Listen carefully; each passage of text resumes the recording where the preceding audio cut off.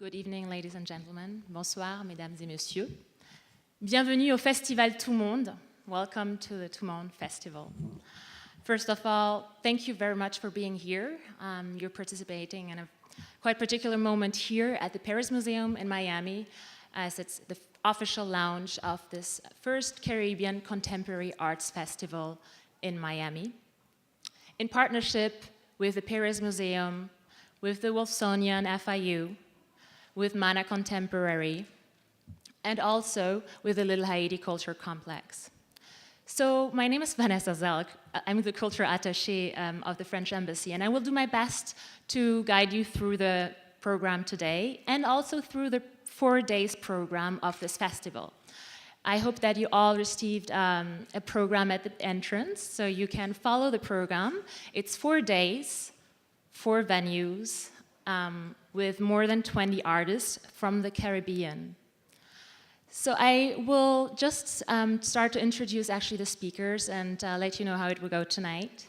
We will start with Tobias Ostrander, who's the Chief Curator and Deputy Director of the Pérez Art Museum, Miami, followed by Bénédicte de Montlord, our Cultural Counselor of the French Embassy in the US, and then followed by our honorary guests and culture ambassador of the Tout-Monde Festival, Madame Christiane Taubira. Thank you so much for being here.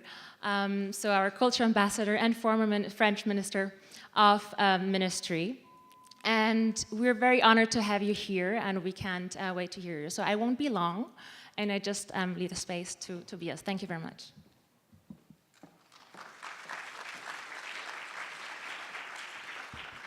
Hello, everyone. I just want to briefly welcome everyone to the Tout-Monde Festival. We're thrilled to be a partner on this project. Here at the Pérez Art Museum, we really strive to be a center for dialogue around art from all over the world, but particularly interested in cultural productions coming out of the Caribbean. And this is a chance during this festival to really focus in on the French Caribbean and to celebrate so many artists and cultural producers working there and abroad. I'm particularly interested in and very excited about a further exploration of the thinking of Èdouard Glissant. He's very much a guiding voice in my head in the practice of being a curator here at the institution. Several years ago, I did an exhibition called The Poetics of Relation, very much inspired by Glissant's notions of relation, that our identities are always defined in relation to who we are speaking to, where we are speaking from, and that we can be multiple and one at the same time. And it's just a very interesting way to think about identity as very open and generous and multifaceted, but also unified at the same time. And in a place like Miami, we live that every day, you know, and our identities, we are different people depending on who we're speaking to and where we're coming from, and you know, at a particular moment. And Glissant's articulation of that is very productive and as a creative source of thinking about these things. And it inspired my work as a curator for an exhibition, and I would say continues to inspire my relation to what we're doing here every day. So so this festival, in many ways, Tout-Monde, you know, really extends that conversation with Glissant, and I hope we continue that conversation. It's a very rich territory to explore, and feels very, very open and urgent and useful at this moment in our cultural history. So I just want to welcome you all, and I'm very excited this evening for the conversation that we'll have between Edward Danticat, who's I'm a huge fan, and Michael Dash, you know, who I'm very interested in his take on. He's done so much work on Glissant as a real expert in the field, and he's coming to us from NYU, and I hope will enlighten this knowledge and this building of knowledge around Glissant that we're very much dedicated to at this institution. So thank you all for being here. Thanks.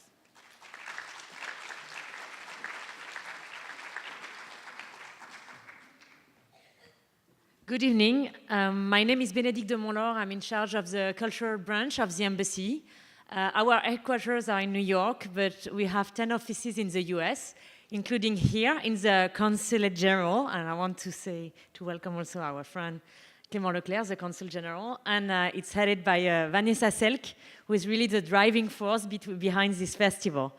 I think for all of us, it's a great day because 2 years ago, we started thinking, and our way of working at the embassy is to try always to present, the contemporary culture of France and to work to present the many faces of France in all its diversity. In each American city, we're also looking at what makes a difference in this city, what makes it different from any other American or even world cities. And I think we thought immediately, along with Clément and Vanessa, that what made the difference here was this Caribbean hub. And because France is a Caribbean country, and too many people forget that, we immediately thought that our role here was to promote French and Francophone Caribbean culture. So immediately, of course, we thought of Édouard Glissant, who plays such a big role, not only in that region, but between France and America. Since I've been in America, I've heard about Édouard Glissant all the time, much more than in France, in fact, which is really a shame. So hopefully, thanks to this festival, we will hear much more also about Édouard Glissant in France. So it's amazing what has been done here, thanks to the work of Vanessa Selk, but also of our two fantastic curators, Johanna, Auguiac, and Claire Tancons, and we really want to thank them for having accepted to participate in the adventure, because we don't know, it's an adventure, we wanted to try this. We know that it's more Spanish-speaking territories than French-speaking, but I think there is a place for all cultures. I want also to thank the more than 20 artists who have accepted to participate also in this adventure. And of course, all of you who are here to participate in those 4 exciting days. And hopefully there will be other festivals if it's as successful as we think it will be.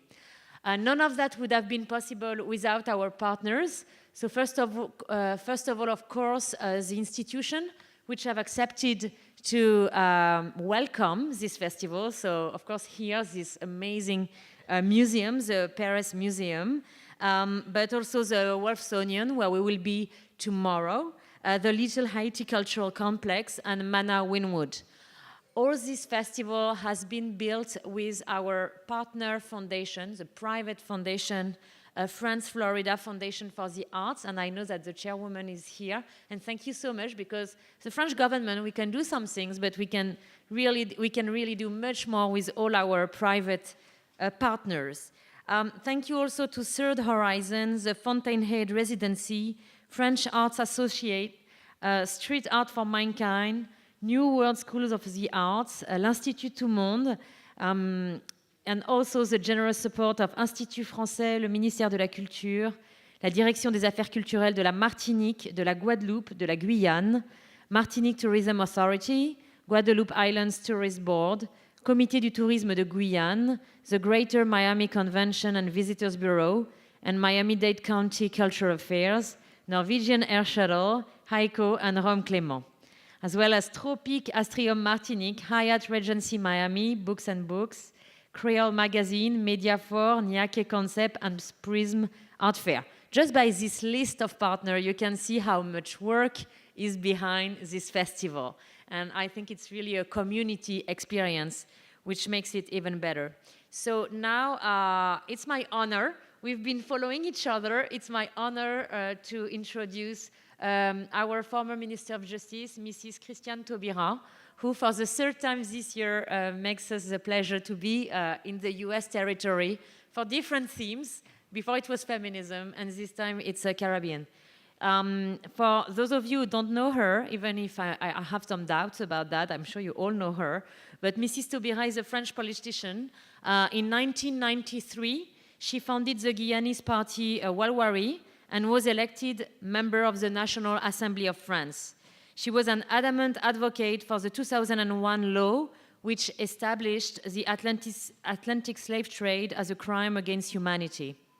In 2013, she voiced her support for land reforms in the France Caribbean territories as compensation for slavery. And today, she will once again raise her voice for the Caribbean. Thank you for being here, and thank you all.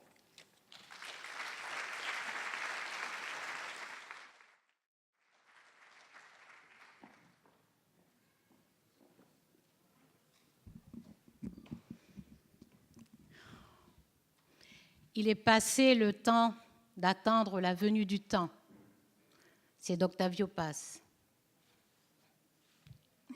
I wonder how the interpreters are going to translate this sentence. As a matter of fact, it's not a sentence, it's a verse of poetry. C'est un extrait d'un essai poétique intitulé No hay salida, avec 2 points d'interrogation évidemment. C'est d'Octavio Paz, un poète mexicain qui a fréquenté César Vallejo, André Breton, Henri Michaud, Jules Supervielle et bien d'autres.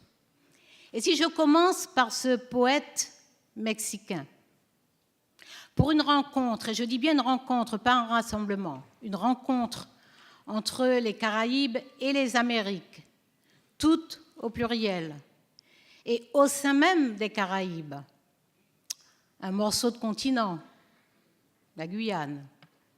Parce que ce continent d'où je viens, la Sud-Amérique, en son nord, chevauche histoire, culture, mémoire caribéenne. En Guyane, bien sûr, mais aussi au Suriname, au Guyana, dans une partie du Venezuela, une partie de la Colombie, le nord du Brésil, tous ces territoires d'Amazonie. Et si je commence donc cette rencontre entre les Amériques et les Caraïbes en citant un poète mexicain, peut-être pensez-vous qu'il y a là une provocation. Et vous n'avez pas tort. You're not wrong. Mais c'est une provocation au sens philosophique, celle qui conduit à la disputatio, c'est-à-dire ces interrogations, ces discussions et ces controverses qui nous permettent d'appréhender ensemble cette région du monde. Aussi, j'appelle tout de suite à la rescousse un écrivain comme Victor Ségalen, qui était médecin, voyageur, et qui s'inquiétait déjà au début du XXe siècle, en écrivant « Le divers rétréci et telle est la menace ». Èdouard Glissant nous rappelait que nous avons une connaissance totale du monde. Songeait-il sans doute que physiquement, nous n'ignorons plus rien du monde. Mais il ajoutait, il reste cette région du monde dans laquelle nous devons entrer ensemble.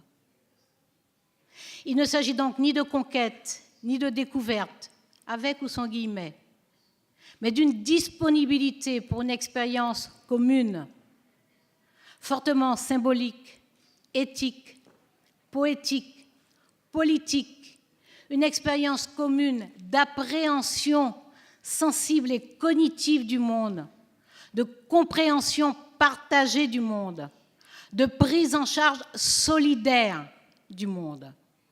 Nous devons donc entrer ensemble dans cette nouvelle région du monde. Mais y entrer par où? Èdouard Glissant tenait des considérations sur les mers. Nous savons tous que la mer peut relier comme elle peut séparer. Et il comparait la mer Méditerranée et la mer Caraïbe. Dans la mer Méditerranée, il voyait ce qu'il appelait une mer fermée, encerclée de territoires, tentés par le repli sur eux-mêmes. Et la tragédie des réfugiés ne peut lui donner tort. Autant il voyait cette mer Méditerranée fermée, autant il disait que la mer Caraïbe est une mer ouverte. Une mer ouverte, mais une obsession de la mer, notre obsession. Glissant toujours disait que la mer pour nous fut profondeur avant d'être étendue. Et vous connaissez ce très beau poème, poignant, magnifique, exaltant aussi, de Derek Walcott, The Sea is History. where are your monuments, your battles, martyrs? Where is your tribal memory, sirs? In that grey vault, the sea. The sea has locked them up. The sea is history. La mer que nous avons en partage. Nous l'avons symboliquement en partage. Elle demeure à la fois ce lien et ce tombeau. Mais la mer que nous avons en partage n'est pas la même mer physiquement. Je vous l'ai dit, je viens de Guyane, vous le savez. La mer, pour moi, c'est l'océan Atlantique, qui exprime davantage la possibilité du départ que le risque de l'enfermement ou de l'isolement. Voilà pourquoi j'ai commencé avec ce poète mexicain, pour rappeler que c'est toute la mer et l'océan qui nous relient, et que nous n'avons pas une idée de tout ce qui nous reste encore à découvrir lorsque nous aurons pleinement conscience d'être ainsi reliés par ces mers. Voilà l'explication d'Octavio Paz, au-delà de la beauté de sa poésie et de la force de ses combats. Ce festival Tout-Monde nous invite à des risques et à des périls excitants. D'abord au risque de la rencontre. Je répète encore, pas du rassemblement, de la rencontre. Aussi au risque de l'altérité, de l'imprévisible, des opacités, pour demeurer dans l'univers conceptuel d'Édouard Glissant. En cela, ce festival Tout-Monde est réjouissant. Parce qu'il brasse et il embrasse une géographie extraordinairement composite, des histoires parsemées de rebondissements, des cultures à la fois originelles, syncrétiques et extrêmement innovantes, des champs linguistiques qui, en surface, sont séparés, mais en sous-bassement sont imbriqués, essentiellement du fait de la vitalité des langues créoles, des expressions artistiques qui se parlent, se côtoient, s'entraînent. On ne saurait concevoir un écrin plus rutilant et plus prometteur pour la francophonie. Il me revient, avec les éminentes personnes qui m'ont précédé, de vous souhaiter la bienvenue dans cette première édition du festival Tout-Monde, qui a été conçu et organisé avec autant de passion que d'érudition par le Consulat général de France, ainsi que ses principaux partenaires qui ont été nommés, la France Florida Foundation for the Arts et les autres éminents partenaires, dont notamment le musée qui nous accueille ce soir. Je vous invite à prendre des risques au cours de ce festival, c'est-à-dire d'abord à faire œuvre de curiosité sans modération et à vous livrer, à exposer vos savoirs, vos goûts, vos prénotions aussi, à les exposer à ces expressions culturelles et artistiques qui vous sont offertes pendant 4 ans. C'est la condition pour que nous puissions commencer à entrevoir cette vaste région du monde dans laquelle Édouard Glissant nous invite à faire l'effort d'entrer ensemble. Et pour clore cette séquence d'accueil, je vous propose de puiser encore chez Édouard Glissant quelques mots, ceux de ce poème sublime, Les Indes. Vous vous souvenez que lorsque Christophe Colomb a accosté dans les côtes des environs, dans ces territoires surpeuplés, il a cru qu'il avait atteint les Indes. Édouard Glissant nous dit dans Les Indes, « Inde, ce fut ainsi, par votre nom cloué sur la folie, que commença la mer. Avait-elle pris forme ou pris connaissance? Dites-le jusqu'à ce jour. Quand les vieillards de ce côté que verdit le soleil se levèrent et dirent, balbutiant, où va le souffle? Sont les Indes. Merci.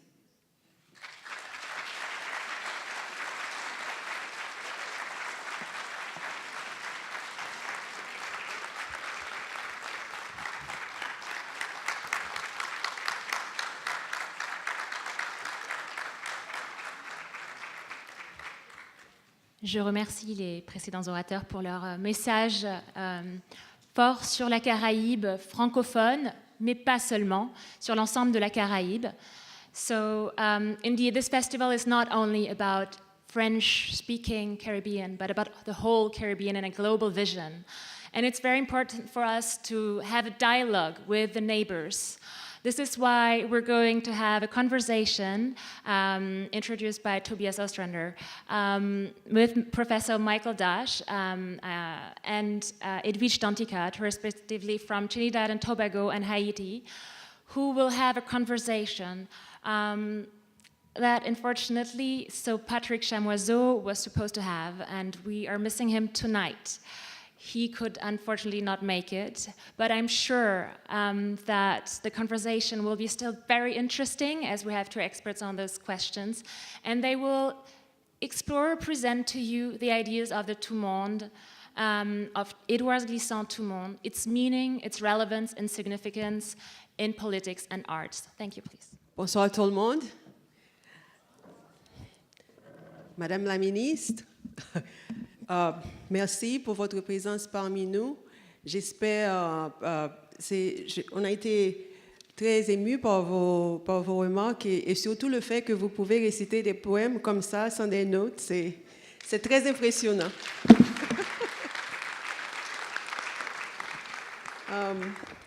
Et le fait que Madame a parlé un peu l'anglais nous donne permission de le faire nous aussi, je crois. So I'd like to welcome all of you. Comme ça a été déjà dit, malheureusement, Patrick Chamoiseau n'a pas pu nous joindre ce soir. On a avec nous Michael Dash, qui est professeur de littérature à New York. Et je vais lire un peu la biographie. Michael Dash is professor of Francophone literature and chair of modern languages.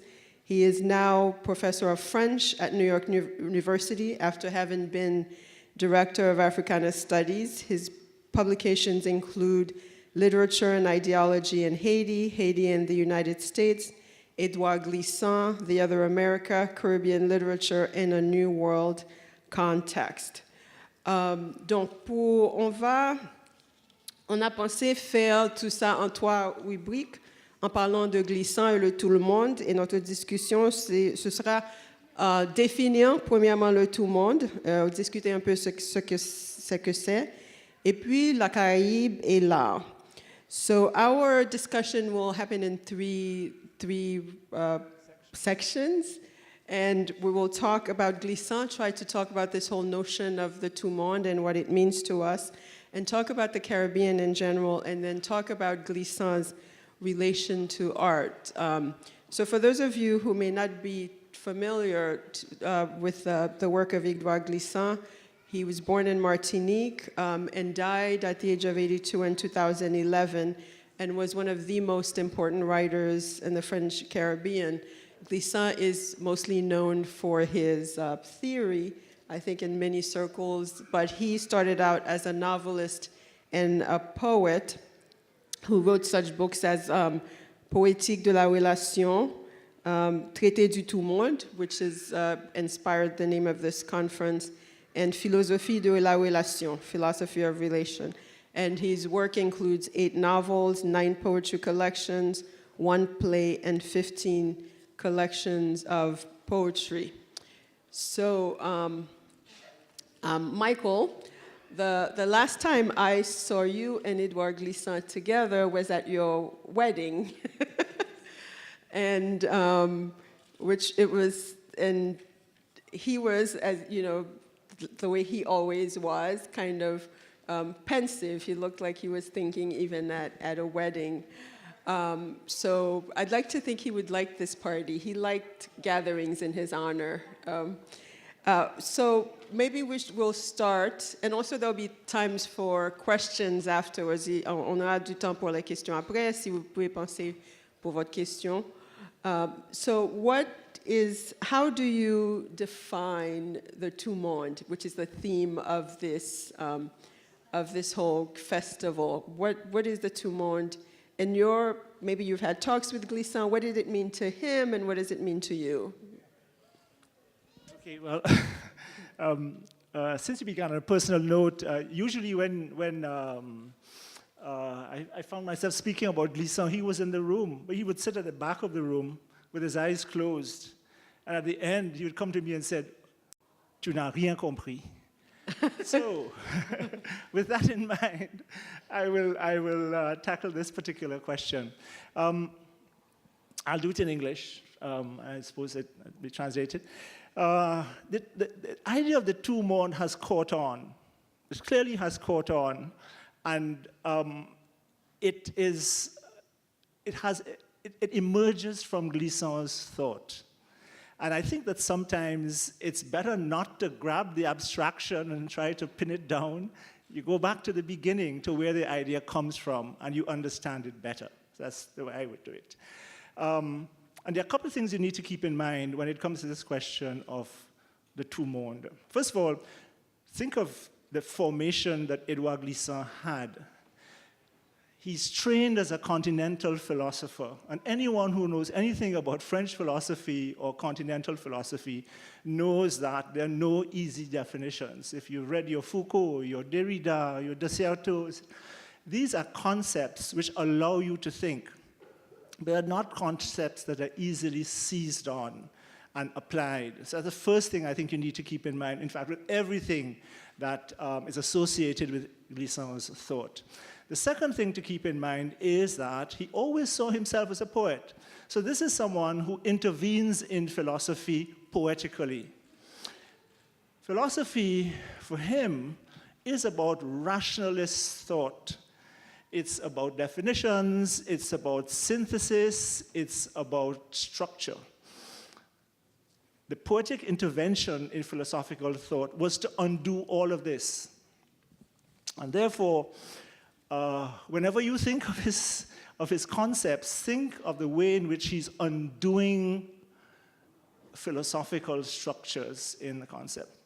And the third thing I would say that's important to understanding something like the Tout-Monde has to do with a debate which has been particularly intense and fruitful in France about two terms. One is called place, le lieu, and the other one is called espace. And the philosophers are lined up on either side, those who defend le lieu and those who defend l'espace. And generally, the feeling was that le lieu was a trap. That is, places as designated by states, designated geographically, needed to be resisted. And therefore, you would have lined up, if you wish, Foucault, Blanchot, etc., saying that you need to resist place by space. So therefore, you had to find a way of resisting place through larger spatial networks that had to be organized. Glissant enters this debate by confusing the whole thing, or turning it upside down, by trying to give place a value within the spatial idea, so that the Tout-Monde contains both space and place. I should also say that post-colonial studies has tended to sideline place, because post-colonial studies has put so much effort into understanding migration and movement and hybridity that the question of location and the local has been completely removed. Okay, so that's a preface. To get to the question of the Tout-Monde, this goes back to the 50s, when Glissant thought that the world had become a totality. And I think Madame Taubira said it very well. There were no longer any unknowns in the world. Previously, there were unknowns, and unknowns produced voyages of discovery, and eventually domination, conquest, colonization. So you no longer had any unknowns. The whole world had become known. And this is from the 50s, so you can imagine now in the 21st century what this means, especially with things like Facebook and the internet and so on, how much the world is known. So the world had become a totality. But for Glissant, it was a totalité non totalisable. That is, that you knew that the world was a totality, but you could not totalize it. And this is where we get to the question of resisting philosophical thought. Because philosophical thought would attempt to totalize the world. That is, to give it some kind of universal structure, organized in some sort of way. Whereas Glissant is saying the world is not totalisable because it's made up of all of these particles, as it were, all of these places, which are all irréductibles, which are all irreducible. So that what is key to understanding the Tout-Monde is the question of opacity. Places are opaque because they're impenetrable. And they're impenetrable because no one can master them. Even the people who live in them cannot master them. So you realize you're now getting into territory which is seriously coming into, what I said, conflict with a lot of our received ideas about native, about belonging, about inhabiting, and so on. So that place could never be mastered even by the people who inhabit it, because its contours exceeded place. He kept saying, and I think everyone knows this as a mantra, le lieu est incontournable, which means both you could not get around it, but its contours could not be known to you, because every place had resonances in other places. Consequently, we found ourselves with a world in which you had these accumulation of particles that made up the two in the Tout-Monde. It's just this sort of incredible mass of, if you wish, elements that made it up, which could never, ever be shaped in any kind of way.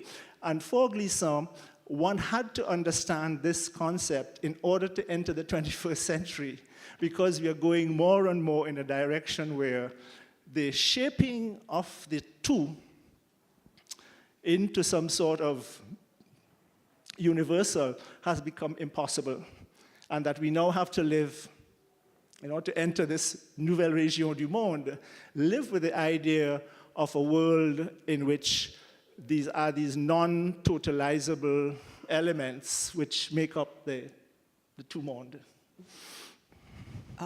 Lieu, espace, langage, space, and how did you translate lieu? Place. Place, place. I once heard someone ask him about Glissant about globalization versus the Tout-Monde, and one of the things he said was that the difference is in the l'imaginaire, and that globalization, in a way, everybody's wearing the same thing, it reduces, where he thought that Tout-Monde was all expands in many ways. How do you think that plays in a multilingual Caribbean space, this whole notion of the Tout-Monde, and especially when facing something like créolité? Yeah. Well, you know, globalization would be seen to him as one of these universal concepts which attempt to put structure into the Tout-Monde, and exactly what you need to resist. Because all of these shapes clearly favor particular groups, you know, however you think of the universal, whether it was, you know, the French universals during colonization, or now, if you wish, a kind of an American universal in globalization, you know, that needs to be resisted. And as a result, there can be no fixed truths. In fact, towards the end of his life, he loved to repeat, rien n'est vrai, tout est vivant, which means that you can never have a fixed kind of truth. You can only have variations, which of course allows for all of us to enter into an understanding of the world, that the world is made up of only variations of understanding as opposed to one established, absolute, fixed kind of truth. Now, when it comes to the Caribbean, he always felt that, I think it's very well said in the comparison with the Mediterranean, that the Caribbean Sea was the first, or the Caribbean experience, the first intense experience of the Tout-Monde. That means that it's in the Caribbean that you had this experiment in what he called modernité vécue, lived modernity. And he made a difference between two kinds of modernity. There's a modernity which is the modernity which has slowly developed over time. For instance, the modernity of Europe. You know, you've got your Industrial Revolution, you've got, you know, various plateaus where you arrived at modernity, French Revolution, rights of man, etc. What happens when you are thrown into modernity? And that was his key concept. The idea of being jeté dans la modernité, or having a lived modernity as opposed to a modernity which has evolved over time. And in this, what was of particular interest to him was the slave trade, because he felt the slave trade, with all of its horrors, was almost like a preface to a way in which we will all have to deal with the world. That is, that in describing the slave trade in Poétique de la Relation, he keeps repeating in the first sort of poetic preface in the book, the idea of being thrown. So you are thrown into the hold of a ship, which is thrown into an ocean, and you are facing a horizon which you don't understand. And this idea of being thrown into the world with no capacity to understand, for him, is the beginning of knowledge. It's the beginning of a kind of knowing. So he looks at evokes the slave trade in that fashion. So that the idea of being thrown, and ultimately, of course, the other term that's associated with this, as some of you might know, is the naked migrant, what you call le migrant nu. Le migrant dépouillé de tout, the migrant who has nothing. And of course, today's experience is almost as if he could foresee that Mediterranean horror of people who have nothing, who are thrown into the world. And for him, the Caribbean was where that experiment was first played out. And what he found interesting about Caribbean culture was a way in which in fact, he calls it a tragédie féconde. It was a fecund tragedy that is out of this experience of incomprehension, of not knowing, about being thrown into world, came a new way of putting things together, a new way of creating music, a new kind of imaginary, a new way of thinking, etc. So that essentially, when you get to things like creolization, again, is one of the terms we pick up at the end, but that's the root of it. It goes back to the idea of this absolute challenge of the unknown, and how, in this case, the Atlantic African adapts to it. Patrick Chamoiseau is not here, but he has a book that will be coming out in English soon, where he visited migrants on the outskirts of Paris. And one of the things that stuck with me in the book was the language that's sort of used to combat the time we live in now in terms of migrants. And it's one place where the Caribbean meets the Mediterranean. And he says that at some point he went somewhere, and then there were these signs, d'ailleurs, je suis d'ici. I'm not sure, I'm paraphrasing it well, but and d'ailleurs could mean, by the way, but it also means I come from elsewhere. So the phrase could be, by the way, I'm from elsewhere, but I'm also from here. And I thought of Glissant at that, when I read that, I thought I would love to see him deconstruct this current moment that we live in, that's so xenophobic, like all over the world. We're at this point too where you have more migrants than ever. The UN says there's something like 65 million people who are displaced all over the world, and half of them are young or children. And I would have loved to see him deconstruct Trump, for example. But if you look at his poem complet, the Glissant's poem complet, the last section, Les Grands Chaos, has a preface which is a short meditation on the sans-abri de Paris. Sans-abri de Paris. And I've never forgotten this phrase which he uses to describe them. He says, ils sont tombés de l'horizon. Ils sont tombés de l'horizon. And it's rich in resonance because they are the future. And this is essentially the challenge that is being thrown. And this poem complete, so we're talking about decades ago this was done. So and he's fascinated by the language they speak between them, the ways in which they're negotiating a space which they don't even fully understand, but they're improvising all the while. So to him, this was almost like an exemplary, in all of the horrors of what it means to be sans-abri and so on, like an exemplary community. Well, they say the thing about great art is that there's always some prophecy in it, and I think Glissant did in part think of himself as an artist. I would be surprised if he wasn't secretly painting, so which would make the whole art part of this, the visual art part of this, satisfying to him. Before we turn over to the audience, I would like to delve a little bit into Glissant and art and his definition of art in general, because at the same time, I used to reading him think it must be hard to create, which he started out with this poetry, but with all that, the theory in his head. So, and the work still didn't suffer from self-consciousness, right? And so what was Glissant's theory of art, and if we could channel him, if he were here today, what would he say to us, Michael? He would say to me, tu n'as rien compris. On n'a rien compris. C'est peut-être vrai quand même. But that's an absolutely fascinating aspect of Glissant's work.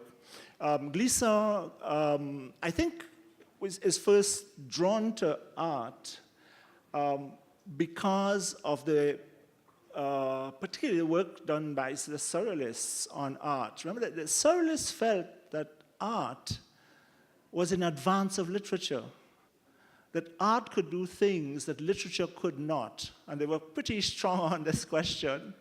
And of course, Glissant had a very early exposure to Breton when Breton came to Martinique in 1941.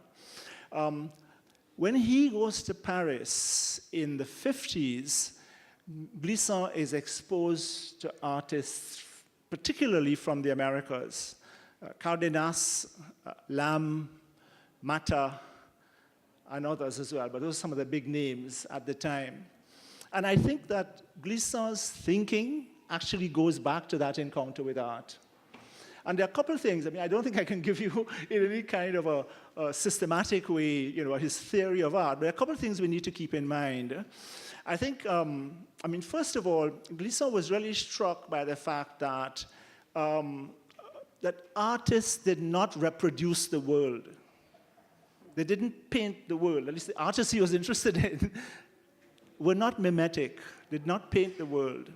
What they did was paint the equivalent of the world, something analogical, so that you could, and if you look at L'Intention Poétique, for instance, his section on people like Mata and Lam is called, if I'm not mistaken, Terre Nouvelle, so that you enter a painting the way you would enter a landscape.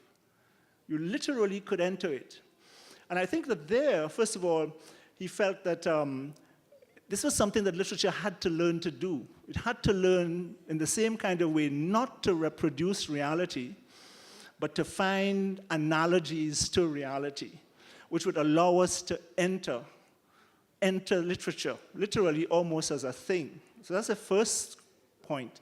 The second one had to do with the fact that he was not interested in artists as visionaries. And here there's a break with the Surrealists, because Surrealists are very interested in the artist as visionary outsider, whatever. For him, the artist was about things, about the way in which you put things together. And I think in this he may have been very strongly influenced by a certain kind of collage art. Because collage art is not about vision. It's about the relation between things. So that recurs in some of the early essays as well. This question of a relation between things, which I think is to eventually end up as the poetics of relation. And the other thing I think that is very important for Glissant had to do with surfaces. That is that the fact that you could touch a painting to him was very important, because what you needed to do was to find a way to touch the world. If you know your Foucault talks about madness as allowing you to touch the world. That madness has this side to it, allows the intoxication of touching the world. And I think that with Glissant, he certainly felt that the painting allowed you to touch the world. And I'll just give you, because it sounds very, very vague, an example of what I mean. There's an anecdote in Caribbean Discourse, or Discours Antillais, about a visit that Augustin Cardenas makes to Martinique to see him. And when Cardenas is in Martinique, Cardenas asks him for a piece of wood that he could carve while he was there. So Glissant says they keep looking for a piece of mahogany, but you can't find large trees in Martinique. You know, I mean, the history has changed the landscape, so you won't find. So they brought, really very apologetically, this slim piece of wood to him, and Cardenas laughed at them and said, "You asking me to carve from this?" But then, according to Glissant, he touched the wood, and he began to carve. And when he was finished, what he produced was, in fact, the equivalent of the land. And if you look at it, you would not say, oh, this comes from Martinique. In fact, Glissant jokes and says, people look at it and says, oh, is this African? Is it, you know, they don't wait for. But what was important to Glissant is that he gave you a way of looking at Martinique which made Martinique immediately no longer an overseas department. He allowed you to enter the landscape in such a way that you could now wander without the territorializing aspect of Martinique's identity. Merci, Michael. On n'a pas tout compris, mais on a un peu compris. Maintenant, c'est à vous, à la salle. We'll be taking audience questions now, if you have any questions. Yes, Pat. Madame Saunders. Ils ont des micros. Oh, do you need a mic? No? Micro, Oh. So I wanted to ask, given Michael's last comment, how do you as a writer feel about this charge of the difference between visual art and writing? Is there? I know that you've started doing more work in film, documentary film, and is that your effort to sort of do some of what he's referring to in terms of allowing you to touch the world? I know you've worked in a number of different genres, and so I'm curious about whether or not that's something you grapple with as a writer, that difficulty. Oh, I've always been rather envious of the visual, right? Because there are things that exist in the world that can put it there. And you know, there's something people say about short stories, that a good short story is like a great painting, and that when you're done, you're satisfied. You might wonder what happens before or what happens after, but when you're looking at it, it's enough. So I try to write as visually as possible. So that's why I was nodding when he was saying that. I think that's what everybody who works with words would envy, like to create something that's as clear as an image from your words. Yeah.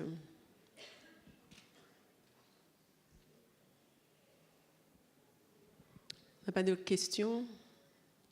Madame? What does the Tout-Monde mean for you? Because we had the answer. Oh, what does the Tout-Monde mean for me? I think in a way, along the line of what I've heard Glissant say, what it means to him, it's that it expands the whole definition of who we are, because we're already connected in all these ways now. And you know, in the ways that we communicate, in the ways that we relate to each other, that we can reach each other.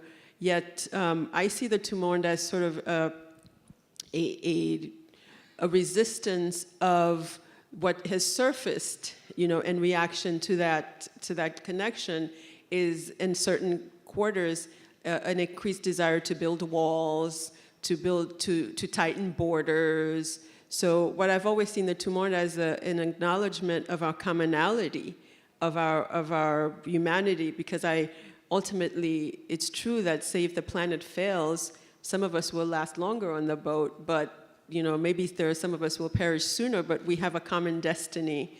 And that's how I always saw that, like in a more sentimental than intellectual way, that we share, like as people on this planet, a common destiny, and that, but still, and one of the ways that he made the distinction is that we still bring our individuality into it. Like we don't have to erase ourselves to be part of this Tout-Monde.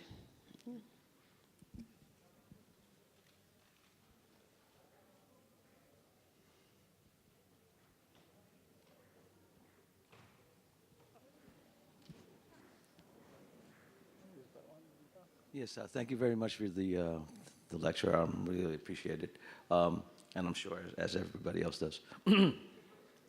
Mike, I have a question. It's more to do with the tension between wanting to be tethered to a culture or a country, and the aspect that you really should have a sort of resistance against that sort of, it's almost like anti-mammalian aspect that you mentioned, and I was wondering whether you could define that a little bit more as far as the Tout-Monde. If you could just, there's a tension between what we have as an internal need to be tribal, to eternal need to be complacent and be part of something, and then the other aspect where we want to sort of express ourselves outwardly and try to resist that, which is, so is there any way that you might be able to redefine that? Might have another total understanding. I'll let Michael do the heavy lifting, but I want to, in a way, expand your question with this notion that more and more, fewer people have this choice, right, of being tethered anywhere, right? Like you might want to, like those 65 million people I mentioned, or the people who are taking on the boats, or the people who are showing. So in a way, I want to even extend how we think about that notion of being tethered, because often we don't get to choose that. It's not, for a lot of us, it's not ideological. It's, you can't stay where you are. So this notion of home, this notion of otherness, and foreignness, it's not, if you're not even making these choices. Like more and more people are in the world not making these choices. So in a way, it's like extending that question to what does that tension mean also when you have no choice, yeah. Right? Yeah. Let me answer this in a very roundabout way. 2 years ago, I was in Abu Dhabi because NYU has a campus there, and I taught a course on place.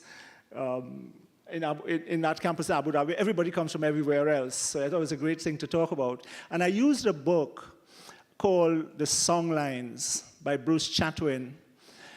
Chatwin is convinced that we are all nomads, and that the mistake made was to settle down.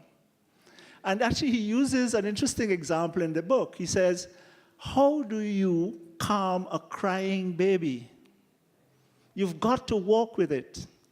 So he felt that deep down, there were impulses we had which had to do with movement, which went right back to some sort of ancestral reality.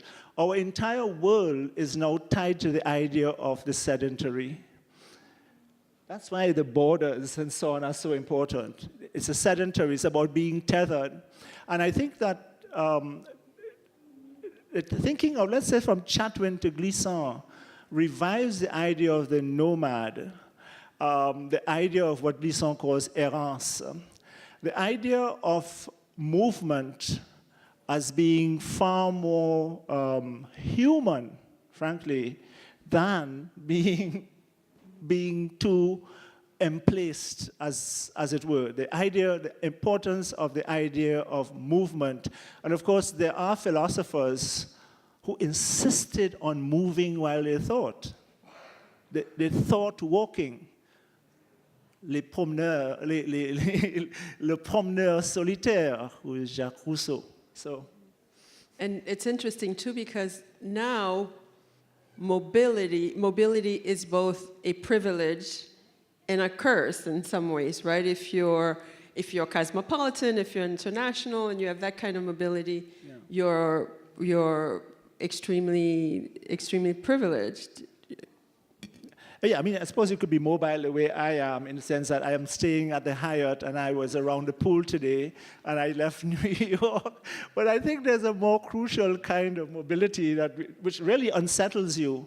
And this is why I think Glissant called the sans-abri tombés de l'horizon, because they are going through this sort of primal experience of mobility, which transforms your thinking and transforms the way in which you deal with questions of place. Because what we've done is that we've kind of created a sort of an idea of, what should I say, the sacredness of place.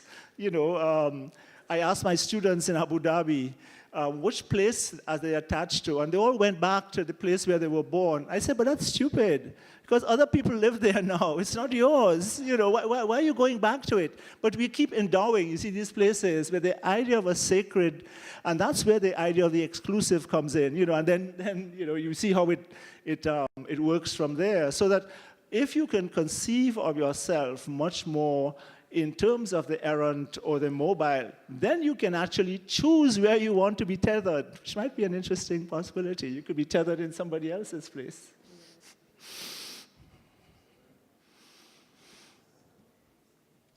The question? It's What's not a question, Yeah, what's it's that? a comment to back what has just been said a few minutes ago. I will give you an example of me being a displaced person. I was born in Nairobi, and my father was born in Zanzibar, and my great-grandfather was born in Portugal, and my mother's ancestors came from the Seychelles. And things went on in Africa where we were deported within 24 hours. And when I got to the Seychelles, it was a British colony. But at that time, I had a British colonial passport. But I couldn't get into Britain because it had right of abode. I couldn't stay in the Seychelles when it became independent because I wasn't born there.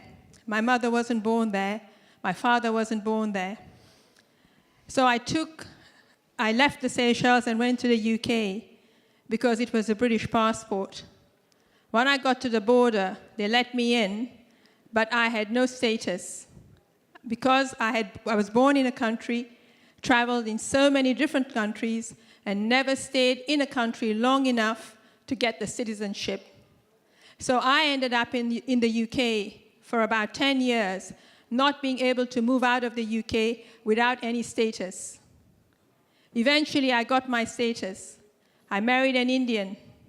My children now are Portuguese, African, French, Kenyan, Szechuan. I call myself Creole. And that's what I am, because when someone asks me, where do you come from? I say, well, I was born in Kenya, my father's from this country, I left this.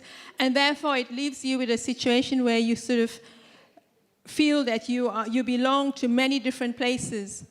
I don't actually think of a country which is like, I'm not patriotic to any country, because I traveled so many different places with so many different nationalities, and that I feel is very unique. And as a result, over the years of working and developing, I brought out one magazine, which you probably might have heard of it. In fact, I've written about the lady sitting in the front there and her book. She probably never knew that. I brought out a magazine called Creole, starting with a K, which depicts people like myself. And I think that in the end, it's very difficult for people like us because we have to make a choice. Now, when they ask me, where do I feel I belong? I say I feel I belong to the Seychelles because I speak the language. It comes down to language. I understand them. I have all the different foods, all fused together, which makes me feel very comfortable. And when I travel to I've just come from Louisiana, reading, writing, and interviewing people of the Creole culture. And I was invited here today. Thank you for inviting me. It's very interesting, but that is my background. I am just multiracial. Thank you for sharing. Thank you. Okay, je crois que c'était la dernière question. This was our final question. Thank you so much for coming. I will turn over to the others now.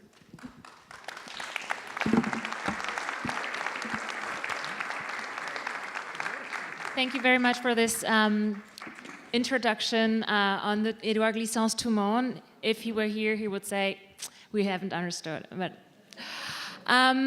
we have talked a lot about literature, philosophy, and poetry, and a little bit of about art. It's now time to give more space to the artists, and so I will ask the technicians just to move away here, what we have here on the stage, so that the artists can perform. So it will be a duo dance performance by Jacques Schwarz-Bart and Léna Blou, an improvisation on jazz called Solar.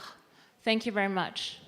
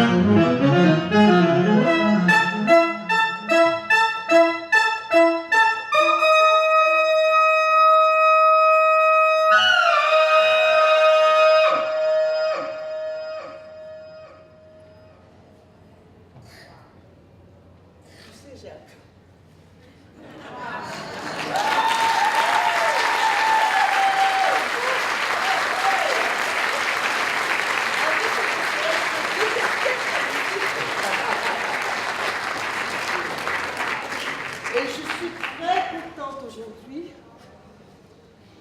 d'avoir eu tort. Je ne pouvais pas écouter ta musique. Tu peux encore me la jouer? J'ai tellement envie de danser avec toi ce soir. S'il te plaît.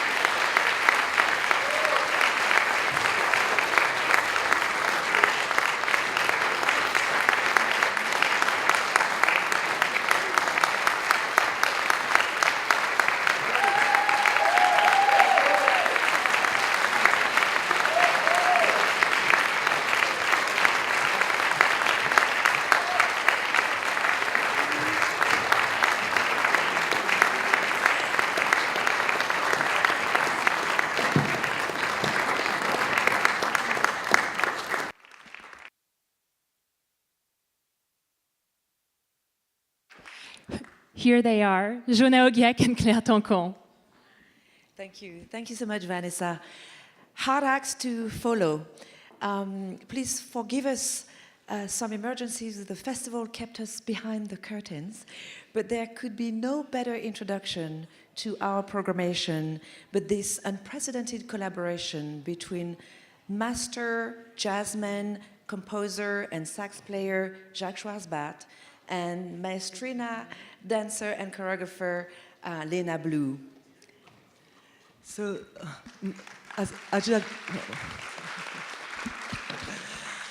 what you have been honored to see with them, it's a collaboration and conversation for the first time, not only here, but also the first time it's an unprecedented piece.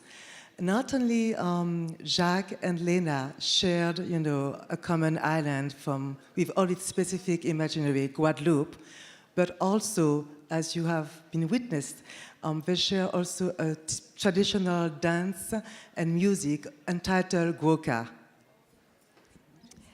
Indeed, both Jacques and Léna, the Jacques of Sonekala and the Léna Blou of Technica, have done for Guoka what we hope the artists we have invited in the festival, indeed what they know they have already begun to do, which is that they have intertwined both the self and other, autonomy and heteronomy.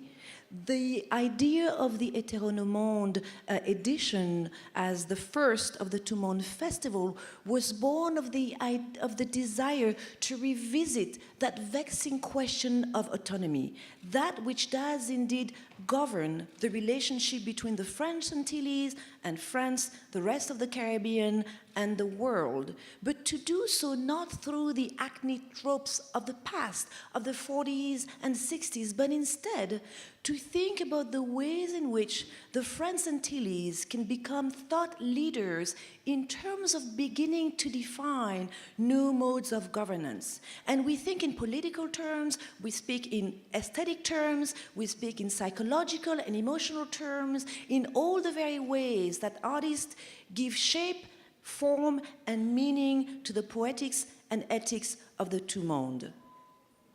I think you said it all, dear. No, but we would like to thank. Okay. Yeah, sure. No, I think this is very interesting. In a way, what we're doing is a bit of a Léna Blou biggity. We're kind of like catching ourselves, yes? No, but seriously, the festival is an incredible endeavor. We cannot thank the French consulate enough for taking the risk of turning the tide around and thinking not the Caribbean as French, but France as Caribbean. I have said so to Monsieur le Consul Clément already. I have said it indirectly to Madame Bénédicte de Montlort. Madame Taubira knows very well the reasons why, given the notion we're investigating, it was preeminent for us to have her here with us. And of course, all of the artists whose work you will begin to witness, be it in theater with Jacques Martial, be it in photography with Robert Charlotte, or with performance and installation with Kelly Sinapa-Marie, with Julien Creuset, with Kenny Duncan, and of course I'm calling you guys from my eyes so that you may join us on stage, for this is your stage. And again, And I would like also to thank Sylvie Glissant to be with us, very much. Yes, of course. But please, we do wish to share this stage, which is your stage, with us. Now it's your turn now, everyone. Come over, please. Please. Don't be shy like you. Please, do come. Do come. We want to see you. We want to know who you are. We will see you for the entire week of festivities. We could not think of a better place where to inaugurate the Tout-Monde Festival, but in Miami, the North American capital of the Caribbean diaspora, and of course at the Pérez, the foremost institution for the presentation of the arts of the Caribbean and Latin America. Jacques Martial, Robert Charlotte, Kelly Sinapa-Marie, Jean-François Beauclé, Julien Creuset, Shirley Ruffin, Kenny Duncan, Myrto Linguet, and many others who are starting to join. Black Callaghan and Ronald Cyril. Thank you, thank you, thank you, thank you so much, everyone. Thank you. Wishing you a good evening. And a wonderful festival. Yes. And thank you so much again, Tobias and Adrian. I think we haven't forgotten anyone, but of course, Mr. Dash and Mrs. Danticat. And we very much look forward to seeing you throughout the city of Miami for the rest of the week. Thank you so much.